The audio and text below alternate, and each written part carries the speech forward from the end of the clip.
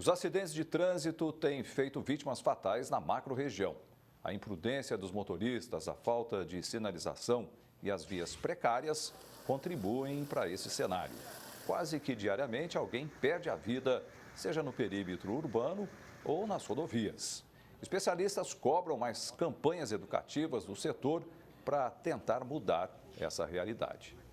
Agregando valor às comunidades e integrando ao vivo a macro-região. Formando opinião, em Ribeirão Preto está o gerente de trânsito da Transerp, Delcides Araújo. Em São Carlos, o secretário de Transporte e Trânsito, Coca Ferraz. E em Araraquara, o secretário de Cooperação nos Assuntos de Segurança, João Alberto Nogueira Júnior.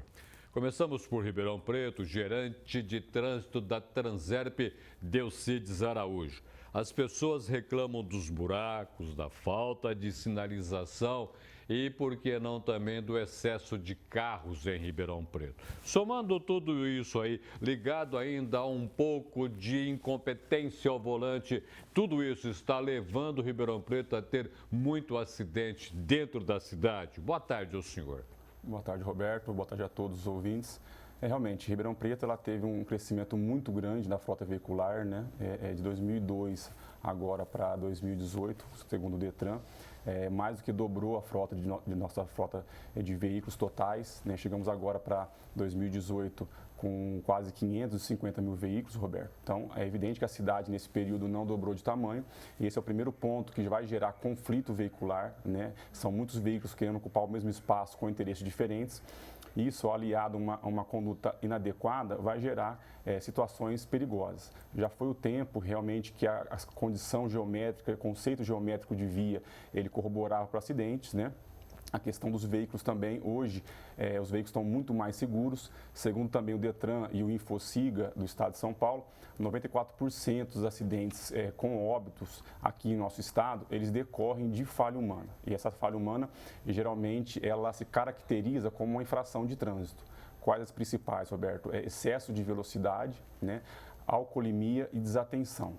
Então, nesse sentido, a Transerp, nesse primeiro semestre, ela adotou medidas de engenharia, fiscalização e educação para tentar reduzir esses índices que estão altos, né? No primeiro semestre foram 22 óbitos em nosso município, sendo que desses 22 óbitos, 7 foram no mês de maio, um mês que tem muitas ações de conscientização, e 13 de motociclistas. Assim, na parte de engenharia foram feitas pinturas de solo, porque a parte de pavimento, há um equívoco, é a prefeitura que é responsável, a Transerp ela fica a cargo da parte de sinalizar o trânsito. Então, da parte de sinais de trânsito, foram feitos quase 20 mil metros quadrados de pintura de solo, mais de 1.300 placas de trânsito. Da parte de fiscalização, tem o corpo de agente de trânsito, que vai, até o final do ano, aumentar com o concurso que está em andamento, né, mais 15 novos agentes para aumentar essa fiscalização nas vias públicas. Contamos também com o convênio com a Polícia Militar. E da parte educativa, Roberto, a gente tem dados importantes que foram mais de 142 atividades no primeiro semestre. Muito bem lembrado. Vou agora até São Carlos, secretário de Transporte e Trânsito, Coca Ferraz. Como engenheiro, que solução o senhor pode apresentar para a gente para diminuir o número de acidentes nas cidades da nossa macro-região e nas estradas? Está todo mundo muito assustado. Boa tarde ao senhor. Boa tarde. Bom, nós sabemos o caminho, todos sabem o caminho, né? É investir em engenharia, investir em educação e investir em fiscalização. Esse é o caminho, não tem como fugir disso. Em São Carlos nós temos tido êxito nisso, né? São Carlos, o ano passado, o Núcleo de Estudo de Segurança no Trânsito da USP, que é um organismo que funciona aqui no campus da USP de São Carlos, que é um dos principais centros, né, de estudos e pesquisas na área de segurança viária, ele fez um levantamento com relação à mortalidade em relação à população. Mortalidade per capita, digamos assim, né? E o resultado de São Carlos foi muito bom. São Carlos, das 26 cidades, 26 núcleos urbanos que foram considerados no estudo acima de 200 mil habitantes, que cidades menores a realidade é outra, não é? São Carlos ficou em segundo lugar, muito bem classificada, né? Isso mostra, então, o êxito das políticas que estão implementando em São Carlos com relação à segurança viária. E como nós estamos falando de macro-região, né, seria interessante citar também os índices de outras cidades, né? Infelizmente, né, nas outras cidades da nossa macro-região, os resultados não foram tão bons, né? Ribeirão Preto ficou em 22º lugar das 26 cidades. Franca ficou em 23º lugar e Araraquara ficou em 24º lugar. Isso é uma notícia ruim para nós da região. Mas, de qualquer forma, também a alvissareira e o nosso parceiro aí de Ribeirão Preto acabou de citar o esforço que foi feito em Ribeirão. Isso mostra resultados já. Ribeirão, se você fizer uma previsão para esse ano, baseado nos números do primeiro semestre, Ribeirão vai conseguir reduzir em torno de 28% o número de mortes no trânsito, Franca, 19%, Araraquara, 18%. E nós aqui em São Carlos, mais uma vez, felizmente, né, estamos fazendo um trabalho com isso, nós vamos conseguir reduzir 56%. São Carlos vai passar a ser a cidade mais segura em termos de mortalidade per capita do estado de São Paulo e certamente do Brasil, com mais de 200 mil habitantes. Vou a Araraquara agora, secretário de Cooperação nos Assuntos de Segurança, João Alberto Nogueira Júnior. Aproveitar o título da onde o senhor está, afinal de contas, o senhor está ligado à segurança, o senhor está ligado à prevenção. No trânsito, quem é que tem que fazer prevenção? Quem é que tem que ter juízo? O pedestre, o motorista ou os dois que precisam se entender e não se colocar numa disputa desenfreada que está levando aos números que nós estamos vendo, registrando em toda a macro-região? Boa tarde ao senhor.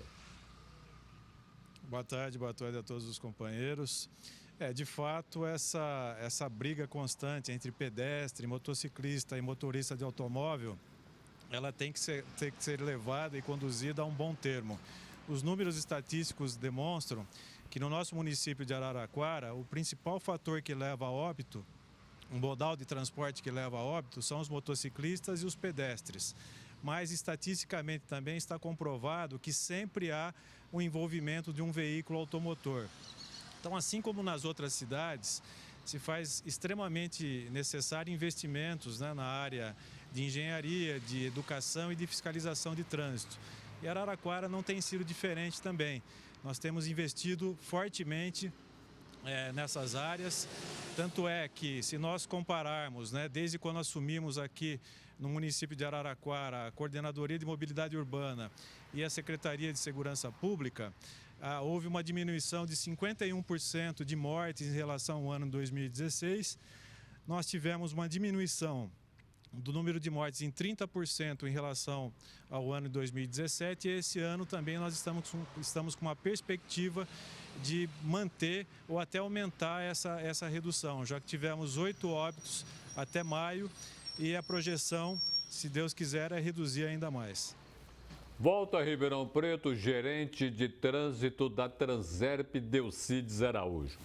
Tocar num ponto com o senhor que acho que está todo mundo se perguntando, está todo mundo querendo saber, um pouco confuso. Essa região aqui da 9 de julho e imediações está sobrando acidente. A 9 de julho para trafegar é um negócio de dar medo. As pedras estão soltando, não tem jeito de arrumá-las e a gente fica vendo o sofrimento do motorista. Pegar especificamente a 9 de julho. Dá para pensar num trânsito diferente na avenida do jeito que ela está? Dá para a gente começar a entender que essa região está com muitos hospitais e que precisamos um pouco mais de cuidado para evitar os acidentes que estamos vendo e enfrentando? Com certeza, né? Ela tem algumas peculiaridades que corroboram para o acidente, né? O pavimento é um deles, né? E também as árvores que acabam soltando aquelas folhagens que, junto com o pavimento mais liso, ele contribui. Só que é um local complicado, Roberto, porque ele é tombado pelo patrimônio histórico, então qualquer medida que for ser feita nela envolve mais atores, né? O que tem alguns projetos para fazer na 9 de julho colocar algumas proibições de conversão, de retorno, para você melhorar a fluidez de tráfego, né? E a questão, por ser tombada, tem alguns estudos no sentido de transformar em calçadão ou algumas medidas, mas isso depende de outros órgãos para dar o aval deles. O que dá para indicar para os condutores que acidentes, ainda que com a contribuição do pavimento em si, eles decorrem geralmente de falha humana. Tem um fluxo muito alto de pedestres na 9 de julho. Então, os condutores têm, já sabendo que é um pavimento mais complicado, que tem muito pedestre atravessando a via, tomar mais cuidado. É um local realmente, conforme você disse, que tem polo, que gera mais trânsito, tem hospitais, tem muito comércio. Então, nós que conduzimos veículos nessa avenida, temos que ter mais cuidado, ter mais atentos ao trânsito e como é uma via semaforizada, ficar sempre atento à questão do semáforo. Nunca trancar o cruzamento, não parar sobre a faixa de pedestre. Se nós, ainda que não tenha, por enquanto, uma medida de infraestrutura nesse local, com essas condutas a gente consegue minimizar esses acidentes. Está faltando sinalização aqui na avenida, não? Conforme eu falei, esse pavimento, Roberto, ela fica no cronograma, né? A cidade inteira passa por um cronograma de pintura de solo. Como esse pavimento ele é diferente de um asfalto em si, que ele é mais poroso, ele se desgasta mais rápido, né? Por conta disso, ele acaba, o sinal horizontal ele acaba se prejudicando com menos tempo. Mas ele é reiterada a sinalização, para realmente deixar mais evidente que aquele local é uma travessia de pedestre ou tem uma placa pare. Mas por conta dessa peculiaridade do pavimento em si, ele acaba, você pode ver, às vezes faz a sinalização horizontal com pouco tempo, com o passar dos veículos, ela acaba se desfazendo por conta da questão de ser mais liso o pavimento. Mas, conforme disse, a Transerp ela não pode mexer nessa questão porque envolve mais atores. Vou agora até São Carlos, secretário de Transporte e Trânsito, Coca Ferraz. A gente está tentando entender o que acontece com o trânsito nas cidades da nossa macro-região. Estamos vendo que a coisa não está muito fácil, não, porque o motorista reclama, o transeunte reclama, quem usa bicicleta, então, não quer arriscar mais a vida, porque a coisa está muito complicada. Para pensar na cidade do período que nós estamos vivendo, nós deveríamos ter que tipo de planejamento? Planejar o quê? Bom, eu volto à questão básica, né? Fundamental, que é investir em engenharia, melhorar muito a sinalização, algumas obras viárias também de baixo custo, em alguns locais inseguros, ajudam e muito, não só a melhorar a segurança, como muitas vezes melhorar inclusive a fluidez. Precisamos investir muito em educação para o trânsito, em todas as esferas, né? Temos que investir na educação nas escolas, importantíssimo. Temos que investir na educação de maneira geral, com campanhas, para que os motoristas passem a respeitar mais a sinalização e respeitar o próximo também, respeitar o pedestre que vai atravessar. E investir também em fiscalização. Fiscalização é fundamental, né? Você ter um corpo de agentes de trânsito, junto com a Polícia Militar, Guarda Municipal, fiscalizando, isso ajuda bastante. Esse é o planejamento que tem que ser feito. Agora, é importante destacar também a questão da motocicleta, né? Que o João Alberto, que está representando a Araraquara, acabou de falar. Hoje, o grande vilão é a motocicleta, né? Eu diria que 70% dos acidentes com mortes na área urbana é em razão das motocicletas. Portanto, né, planejar também é focar a educação para o trânsito, focar a fiscalização, dirigir a fiscalização para os motociclistas, né? Isso é importante para a gente tentar reduzir os acidentes de trânsito. Mas com isso, com essa abordagem, digamos, em 3 campos, engenharia, fiscalização e educação, eu tenho certeza que nós vamos conseguir êxito aqui na nossa região, que é uma região desenvolvida, já com nível educacional e cultural alto, né?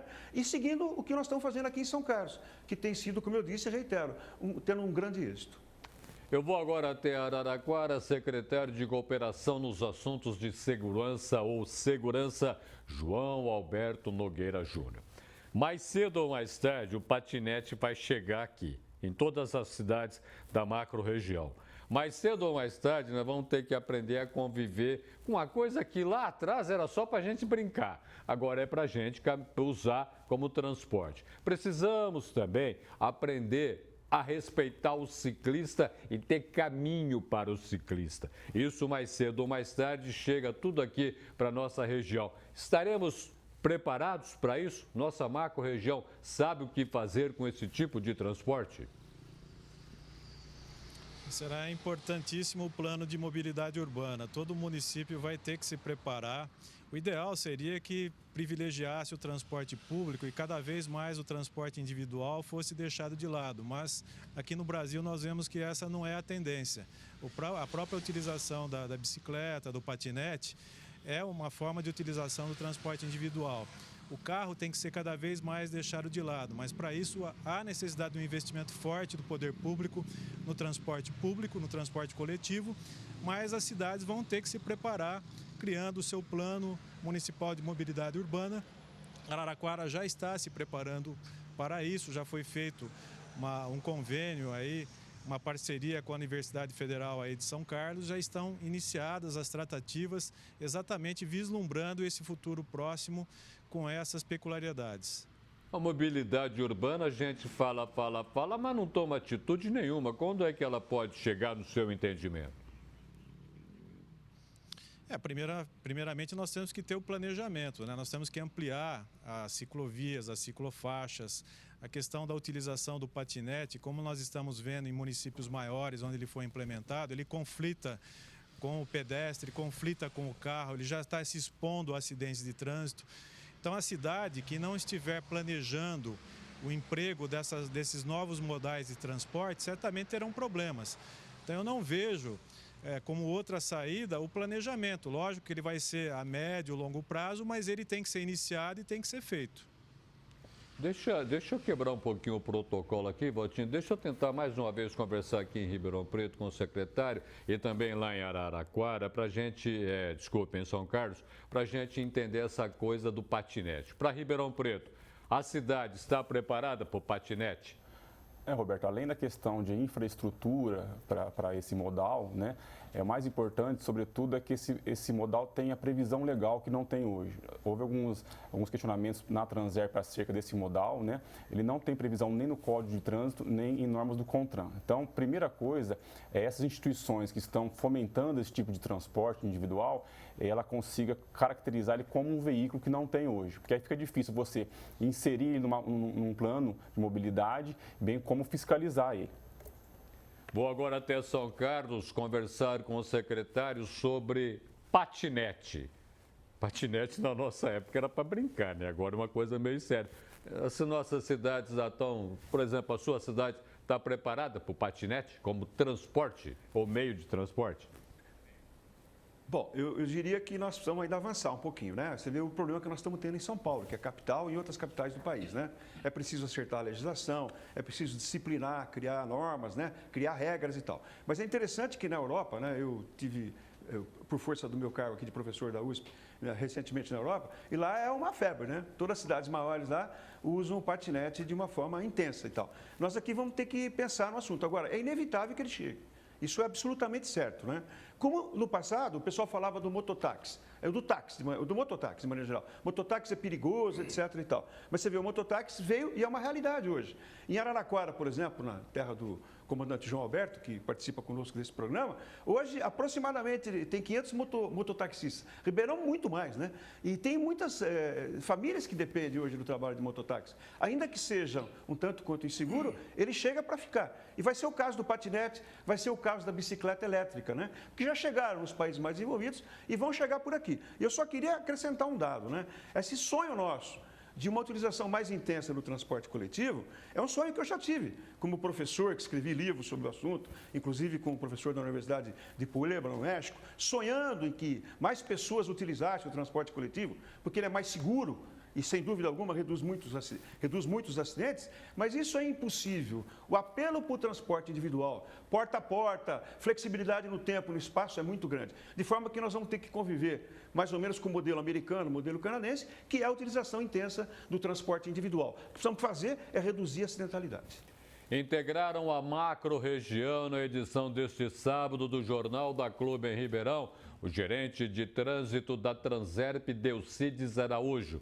Em São Carlos, o secretário de Transporte e Trânsito, Coca Ferraz. E em Araraquara, o secretário de Cooperação nos Assuntos de Segurança, João Alberto Nogueira Júnior. Bom, aqui pensando uma coisa, vamos fazer uma festa muito grande no sábado que vem, esperando você chegar de patinete para trabalhar. Pode ser? Pode ser. Só que já chama uma ambulância. Imediatamente socorrer. Patinete, né? Era pra gente brincar, agora claro, tá virando. Que eu me lembro, né? Eu também. Começa que eu não sei se é ou patinete ou a patinete, é verdade. A não saber isso aí. É uma encrenca danada até nisso. Mas vamos esquecer um pouquinho o patinete ou a patinete para o sábado que vem. Eu te fazer uma pergunta que eu estou me fazendo faz tempo. Quem não tem educação no trânsito é o motorista. É o motociclista ou é o prefeito, o administrador? Quem é que não tem educação, Gofeto? Roberto, eu vi os números, eu tenho acompanhado os números dos acidentes. Tudo que choca, conscientiza. Importante. Mesmo a morte, analisar Gofeto? Consciente, lamentavelmente. Né? Mas só que conscientiza. Sim. Chocou. Portanto, Pitágoras já dizia que os números governam o mundo. Governam, e a aritmética é a mais importante das matemáticas. O que nós verificamos é que nós somos, no fundo, mendigos emocionais. Há uma luta constante entre a razão e a emoção. E a emoção acaba sempre vencendo. A razão nem sempre é um bom caminho para se chegar à verdade. Bom, essas emoções acabam mostrando uma realidade que esta é uma época de muita pressa. Nós vivemos com pressa. O José Saramago, o grande escritor português, prêmio Nobel, inclusive, ele dizia o seguinte: não tenhamos pressa, mas não percamos tempo. E essa variável entre espaço e tempo é aquela que determina de tal maneira as decisões que, inclusive, são tomadas no trânsito e que têm as suas consequências. Gerenciar as emoções é alguma coisa muito difícil. E a pressa é exatamente quando nós queremos, é exatamente um dos pontos importantes disso. A administração de uma cidade deve analisar, em primeiro lugar, onde ocorrem os acidentes, naquilo que nós chamamos de malha viária. Agora, a malha viária, em primeiro lugar, precisa se transformar em sistema viário. E sendo um sistema viário, e não malha, eles têm articulação entre as diversas artérias. E numa época em que nós temos que entender que é muito importante privilegiar o individualismo, o indivíduo, e sepultar o individualismo. A cultura é privilegiar o indivíduo, o pedestre, o mototaxista, o ciclista, o idoso, a criança, o portador de necessidades especiais, mas também entronizar, não privilegiar, entronizar o coletivo. E aí vem a dificuldade dentro do sistema de mobilidade urbana que ocorre na malha urbana, que deve ser para nós sistema viário. Não, e na malha viária, não. Sistema viário. Todas as artérias articuladas. E quando ocorre essa realidade, nós temos certeza, de mais uma vez, do seguinte: a segurança total de uma cidade começa com a segurança no trânsito. Ela é o primeiro ponto. Segurança no trânsito. E esse ponto fundamental, nós temos que ver que a segurança no trânsito não pode ocorrer numa cidade que tem, de cara, dificuldade de transformar o coletivo em algo que precisa ser acelerado, medido esse índice pelo índice de quilômetro, índice de passageiro por quilômetro quadrado. É claro que isso depende muito da tarifa. Por que surgiu o mototáxi? Por que surgiu a moto? Por que o motociclista? Exatamente porque ele ganha com a moto, o cidadão, tempo e dinheiro. É um binômio tremendo. Tempo e dinheiro. No vácuo, aumentando a tarifa do coletivo, do ônibus, em primeiro lugar, abre-se a oportunidade de entrar o mototáxi, de entrar o motociclista, e que ele ganha tempo e ganha dinheiro. Como é que ocorre, então, essa realidade? Acontece que o ônibus precisa resgatar, em termos de coletivo, as ruas e as quadras com aquela que permite que ele flua e a velocidade aumenta. No passado, nós tínhamos quadras, inclusive em Franca, em Ribeirão Preto, em várias cidades da região. Eu não vou dizer todas, que eu talvez não me detenha na memória todas, mas algumas eu tenho certeza que quadras de 100 metros. Quando chegava no cruzamento de uma outra, ele diminuía a velocidade. É claro que diminuindo a velocidade, ele diminui a quantidade de psicopatas e de narcisistas que acabam transformando o sistema viário de uma cidade em passarela onde ele exibe a sua vaidade, porque ele é um ser humano inibido. E o psicopata e o narcisista no trânsito é sempre muito maior em quantidade de homens do que de mulheres. A ciência mostra isso. Isso é um risco, é um perigo. E ele transforma, então, uma via de 200, 300 metros em pista de corrida para ele demonstrar que nos tempos de hoje velocidade é poder. Então ele quer demonstrar que tem o poder, potência. Isso, poder e potência. É qualquer coisa ligado a uma ação fálica. É tipicamente isso, Roberto. Então ele demonstra e transforma isso numa passarela de vaidade em que ele exibe aquele automóvel que no fundo, freudianamente é um falo. É um pênis erectus. Mas, Roberto, essa é a pura realidade que nós temos que entender, porque já dizia Rainer Maria Rilke, dê um mergulho dentro do ser humano. A ironia não chega até lá. E nessa realidade, a administração municipal fica ante uma dificuldade. Se mantiver quadras de 100 metros, ele privilegia a velocidade menor, mas sepulta o coletivo. Então tem ruas que agora, no caso de algumas cidades como Ribeirão Preto, há pistas especiais, mas antigas, que foram adaptadas para o coletivo. Preferencial do ônibus, do coletivo, de uma maneira, ônibus, para todos é a palavra em latim. Mas acontece que, se ele fizer isso, ele diminui a velocidade e abre espaço para a moto. E a moto acaba fazendo o funeral mais da velocidade. Então, com a moto devidamente entronizada, nós temos uma alteração fantástica. E aí a administração municipal deve trazer a mobilidade urbana como parte do plano diretor e de estratégico e, afinal de contas, como peça fundamental para se adaptar. Mas daqui para frente, o que já foi feito, dificilmente será revertido. Muito obrigado pela sua participação no Jornal da Clube, Gofeto. Eu que agradeço, Roberto. Muito obrigado. Bom fim de semana para você. A você também. Não esqueça, patinete no próximo sábado, tá bom? Vamos sim.